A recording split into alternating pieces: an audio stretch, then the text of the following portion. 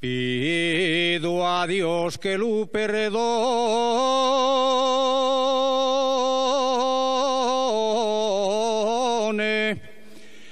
quien hable mal del minero.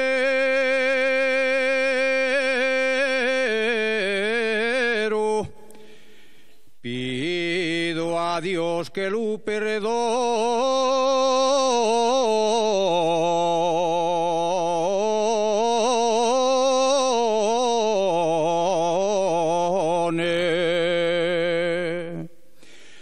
Pido a Dios que lo perdone,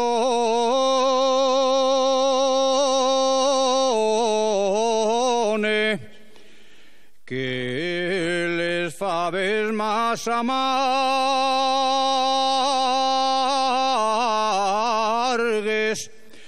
son les que el minero come.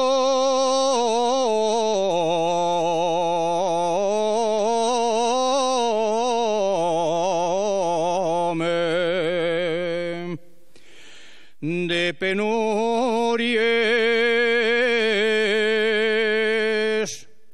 en su amarga vida al fin va cargado de penurias,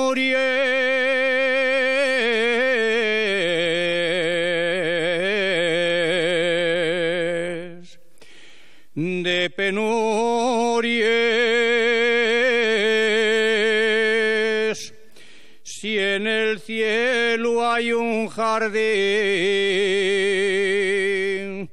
y palminerín de Asturias.